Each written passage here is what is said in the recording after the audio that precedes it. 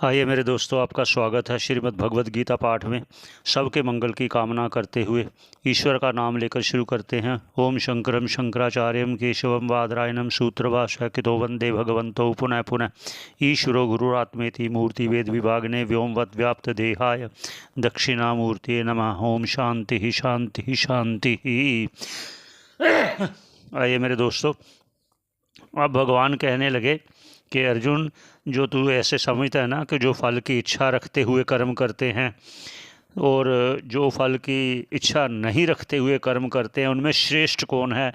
उस श्रेष्ठ का तो को दिखाने वाले आगे वचन बोले, तो पहले उच्चारण करते हैं। ये 49 नंबर श्लोक है।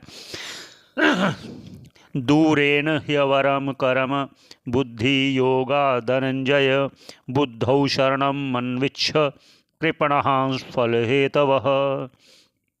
अब भगवान जो का बोला उस पर भाष्यकार जी जो कह रहे हैं उस पर चलते हैं। दूरेन ही अवरम करम, ही अवरम कहते हैं निकृष्ट को, जो बहुत ही छोटा, निकृष्ट मतलब जो अच्छा नहीं हो समझा जाता।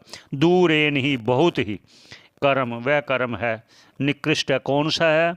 जो फल की इच्छा करते हुए किया जाए वो निकृष्ट है, वो श्रेष्ठ नहीं कहलाता। किससे?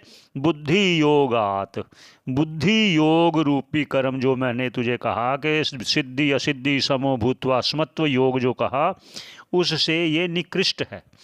हे धनंजय, इसलिए तू बुद्धौ शरणम अनविच्छ, तू बुद्धि की शरण हो जा। बुद्धि की शरण हो जा मतलब ज्ञान प्राप्त करने की इच्छा कर।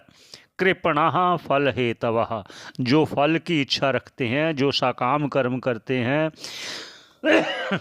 जो फल की तृष्णा में होकर और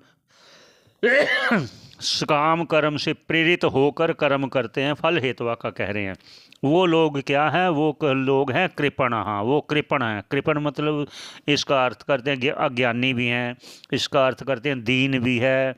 वैसा क्यों कहा?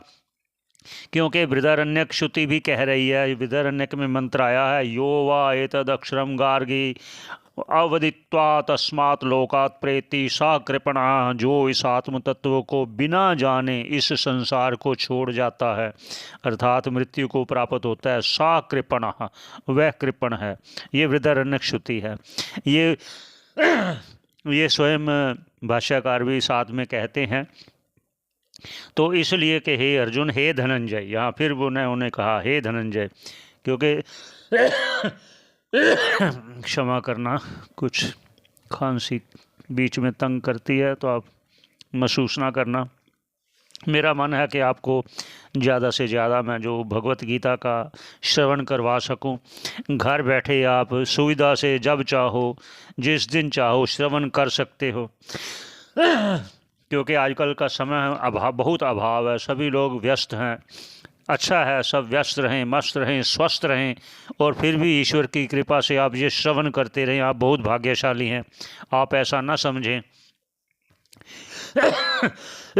ये ईश्वर की कृपा के बिना नहीं ग्रहण कर सकते, श्रवण कर सकते आत्म तत्व का उपदेश। मैं एक और आगे गुरु की कृपा कैसी होती है, गुरु कैसे करते हैं कृपा, उस पर भी आगे मैं एक वीडियो बनाऊंगा।